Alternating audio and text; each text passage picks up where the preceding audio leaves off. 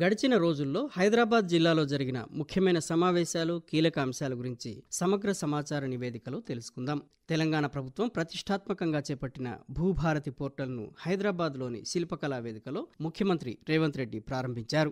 భూభారతి చట్టాన్ని 69 లక్షల రైతు కుటుంబాలకు అంకితం చేస్తున్నట్టు ఆయన ఈ సందర్భంగా స్పష్టం చేశారు. ఈ పోర్టల్ను 3 మండలాల్లో ప్రయోగాత్మకంగా అమలు చేస్తామని, జూన్ 2వ తేదీ నుంచి రాష్ట్ర వ్యాప్తంగా విస్తరిస్తామని తెలిపారు. ఈ కార్యక్రమంలో పాల్గొన్న రెవెన్యూ మంత్రి పొంగులేటి శ్రీనివాసరెడ్డి మాట్లాడుతూ, ఎన్నికల్లో ఇచ్చిన వాగ్దానం మేరకు ఉత్తమమైన చట్టాన్ని రూపొందించామని చెప్పారు. విద్యార్థుల నైపుణ్యాలను పెంచడంతో పాటు వ్యాపార సంస్థల అవసరాలు తీర్చేందుకు యంగ్ ఇండియా విశ్వవిద్యాలయాన్ని ఏర్పాటు చేస్తున్నట్టు ముఖ్యమంత్రి రేవంత్ రెడ్డి ప్రకటించారు. హైదరాబాద్ రవీంద్ర భారతిలో ఏర్పాటు చేసిన కొలువుల పండుగ కార్యక్రమంలో పంచాయతీరాజ్, గ్రామీణాభివృద్ధి తదితర శాఖల్లో 500కు పైగా కారుణ్య నియామకాలు సహా 900 మందికి పైగా నియామక పత్రాలు అందజేశారు. వీరితో పాటు జూనియర్ టెక్నికల్ అధికారులు, అసిస్టెంట్ ఇంజనీర్ల నియామక పత్రాలను కూడా అందజేశారు. బిల్డ్ నౌ పోర్టల్ను ముఖ్యమంత్రి ఆవిష్కరించారు.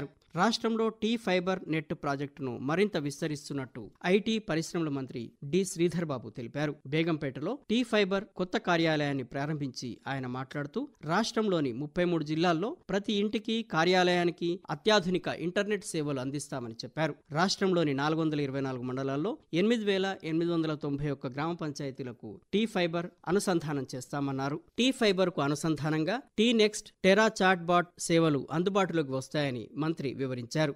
గుజరాత్లోని సబర్మతి నది తరహాలో మూసీ నదిని అభివృద్ధి చేస్తామని మంత్రి పొన్నం ప్రభాకర్ చెప్పారు. పీసీసీ అధ్యక్షుడు మహేష్ కుమార్ గౌడ్, ముఖ్యమంత్రి సలహాదారు వేం నరేందర్ రెడ్డి, ఎమ్మెల్యే సుదర్శన్ రెడ్డిలతో కలిసి మంత్రి సబర్మతి నదిని పరిశీలించారు. రాష్ట్ర శాసన మండలికి ఇటీవల ఎన్నికైన వారు ప్రమాణ స్వీకారం చేశారు. చైర్మన్ గుత్తా సుఖేందర్ రెడ్డి తన ఛాంబర్లో వారితో ప్రమాణ స్వీకారం చేయించారు. కరీంనగర్, మెదక్, నిజామాబాద్, ఆదిలాబాద్ ఉపాధ్యాయ నియోజకవర్గం నుంచి గెలిచిన బీజేపీ నాయకుడు మల్క కొమరయ్య, అదే పట్టభద్రుల స్థానం నుంచి గెలిచిన మరో బీజేపీ నాయకుడు అంజిరెడ్డి, నల్గొండ, వరంగల్, ఖమ్మం ఉపాధ్యాయ నియోజకవర్గం నుంచి గెలిచిన శ్రీపాల్ రెడ్డి ప్రమాణ స్వీకారం చేశారు. శాసనసభ స్థానాల నుంచి మండలికి ఎన్నికైన కాంగ్రెస్ సభ్యులు విజయశాంతి, అద్దంకి దయాకర్, శంకర్ నాయక్, సిపిఐ సభ్యులు నెల్లికంటి సత్యం ప్రమాణ స్వీకారం చేశారు. అంకుర పరిశ్రమలు, వ్యాపార సంస్థల ఏర్పాటులో కేంద్ర ప్రభుత్వం యువతను ప్రోత్సహిస్తోందని కేంద్ర బొగ్గు గనుల శాఖ మంత్రి కిషన్ రెడ్డి చెప్పారు. హైదరాబాద్లో వికసిత్ భారత్ ఎంటర్ప్రెన్యూర్స్ నెట్వర్క్ కార్యాలయాన్ని ఆయన ప్రారంభించారు. 2047 నాటికి దేశం అభివృద్ధి చెందిన దేశంగా ఎదగాలంటే కొత్త వ్యాపార సంస్థలు, అంకుర పరిశ్రమలు ఏర్పాటు చేసేందుకు జిల్లా, నియోజకవర్గ స్థాయిల్లో యువత ముందుకు రావాలని పిలుపునిచ్చారు. రాష్ట్ర శాసనసభ బడ్జెట్ సమావేశాలు 11 రోజుల 97 గంటల 32 నిమిషాల పాటు వాడి వేడిగా కొనసాగాయి. బడ్జెట్ సహా 12 బిల్లులు, పలు తీర్మానాలు ఆమోదం పొందాయి. నియోజకవర్గాల పునర్వ్యవస్థీకరణకు వ్యతిరేకంగా తీర్మానంతో పాటు ద్రవ్య వినిమయ బిల్లు ఆమోదం సహా గోర్బోలీ భాషను రాజ్యాంగంలోని 8వ షెడ్యూల్లో చేర్చాలని సభ తీర్మానం చేసింది. తెలంగాణ లోకాయుక్త, ఉపలోకాయుక్త, తెలంగాణ మానవ హక్కుల కమిషన్ చైర్మన్ 2 సభ్యులను రాష్ట్ర గవర్నర్ జిష్ణుదేవ్ వర్మ నియమించారు. లోకాయుక్తగా high court retired judge justice A Rajasekhar Reddy, ఉపలోకాయుక్తగా జిల్లా sessions retired judge BS Jagjeevan Kumar నియమితులయ్యారు. టీజీహెచ్ఆర్సీ చైర్మన్ గా high court retired judge doctor justice Shamim Akhtar నియమితులయ్యారు. నాంపల్లి ఎగ్జిబిషన్ గ్రౌండ్స్ లో తెలంగాణ రైతు మహోత్సవం 2025 వేడుకలు జరిగాయి. ఈ ఉత్సవాన్ని శాసన మండలి చైర్మన్ గుత్తా సుఖేందర్ రెడ్డి ప్రారంభించారు. 3 రోజుల పాటు జరిగిన మహోత్సవంలో పెద్ద సంఖ్యలో రైతులు పాల్గొన్నారు. ఒక్కొక్క ఇతివృత్తంతో ఒక్కొక్క స్టాల్ ఏర్పాటు చేశారు.